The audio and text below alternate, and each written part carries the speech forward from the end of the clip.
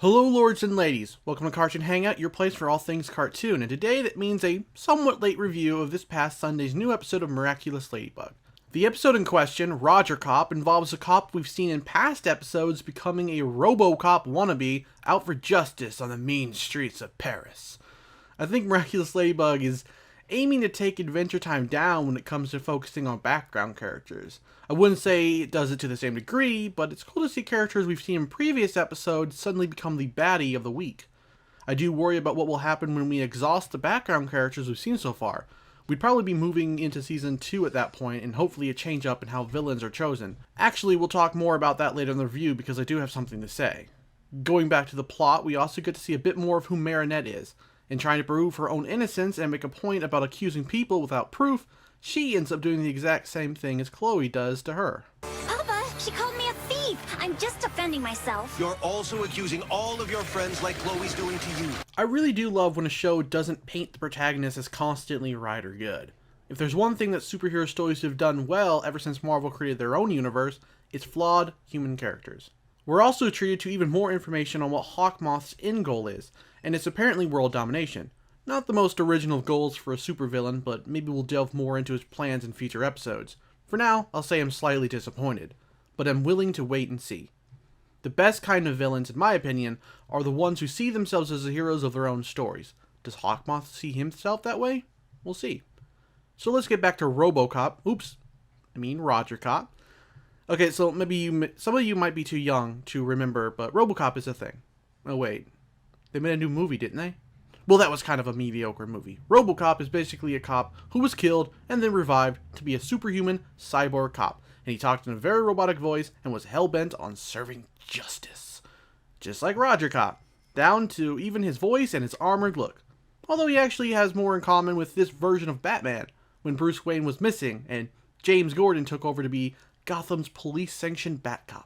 When I first saw Rogercop, I was pretty excited to see a Robocop reference, but I'm also not as impressed because there's not much of a twist other than, being a pawn of Hawkmoth. I will admit to agreeing slightly with what Rogercop was doing. Well, not the methods, but he did have a huge point about the mayor abusing his power.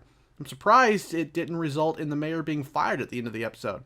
I'm really hoping for that towards the end of the season because holy crap, the mayor is incompetent. I think we also get a pretty cool action sequence in this episode, namely when Cat Noir and Ladybug are fighting Rogercop on top of a flying police car thousands of feet in the air. I'd personally be terrified of attempting any combat in that situation, so kudos to them for keeping their feet firmly planted. Well, for a little while at least, because they do eventually fall off. Before we end the review, I want to once again congratulate the writers on how villains are chosen in this series. I've probably said this at least once before, but it's pretty refreshing to see that instead of the villains already existing or being created, a la Power Rangers style, it's just poor, regular people being preyed upon.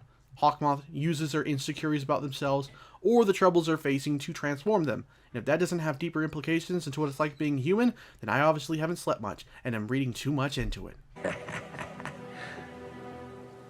Sorry.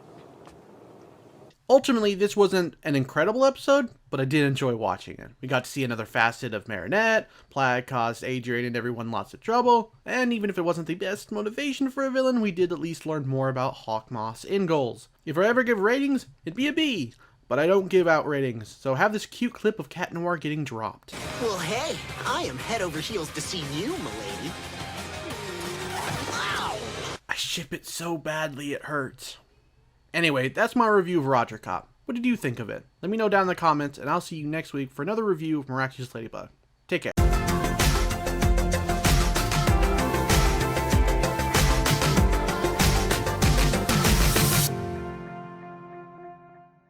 Hello lords and ladies, welcome back to Cartoon Hangout, your place for all things cartoon. Sorry if this review is a few days late, but it's been a tiring past couple of days.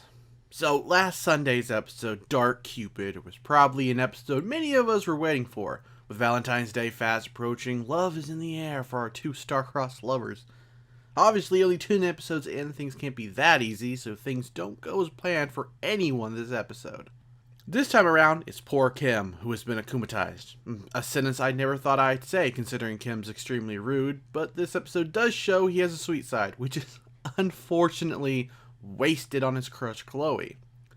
I think it's amusing that despite being a jock, his supervillain identity is Dark Cupid. I do have to admit his costume isn't half bad. He looks like an evil angel from the X-Men comics. His powers aren't all that great, offensively speaking, but the concept of turning people's love into hate on Valentine's Day is an interesting one. The black lips thing was a bit over the top, though. It looked fine on the females, but horrible on the guys. As for Marinette and Adrian, both are preparing to confess their loves for one another. We spend a bit more time in Adrian's head this time around, as he's very down in the dumps for not being able to think of a poem for Ladybug.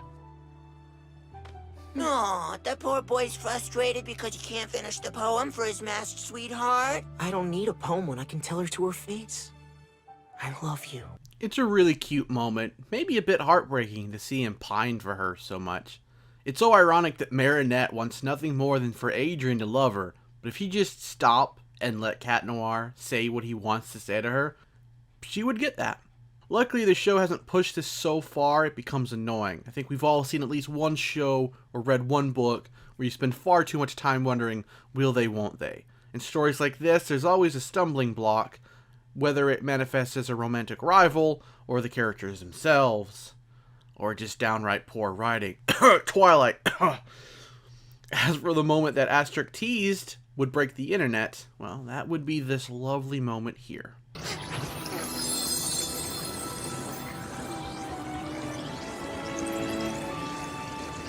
Yeah, my heart can't take the cuteness.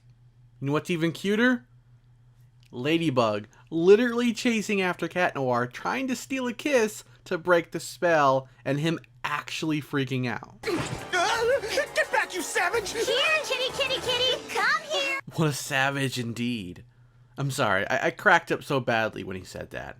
He spent so long chasing after her that to see the show flip that around on him is quite hilarious. It would have been interesting if we'd seen her at the end of the episode thinking about that kiss and being confused about her feelings for Adrian, but then adding growing ones for Cat Noir. Now, I did say interesting, but I don't necessarily want that to happen. I think it happens a bit too much in fiction. Something I do find interesting is that from the very beginning of the show, we are meant to ship these two. I mean, it is a significant part of the show after all. There's not even remotely another set of characters to establish another worthwhile ship. Now, that could be something they add in later episodes, or even a second season, but for now it's actually somewhat refreshing. I think maybe people are a bit tired of the love triangles, and the love rectangles, and whatever love shape you can think of. We're tired of lazy writers throwing in roadblocks when there's never really any fear of that main ship being sunk. This happens a lot in the anime Sword Art Online, one of my main complaints for that show. The writer threw tons of female at the main character, but not for 1 minute did you ever think that he was fall for them.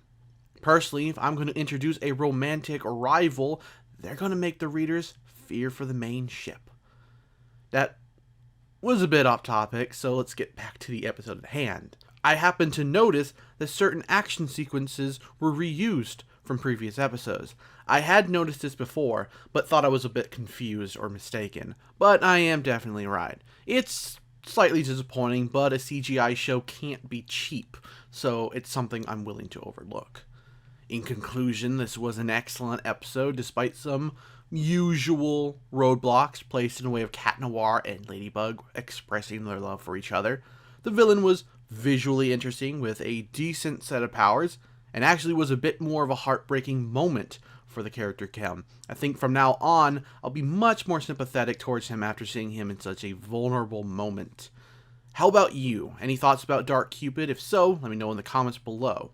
And thanks for watching. If you enjoyed this video, make sure to drop it a like, and I'll see you next week for another Miraculous Ladybug review. Hopefully not late. Take care.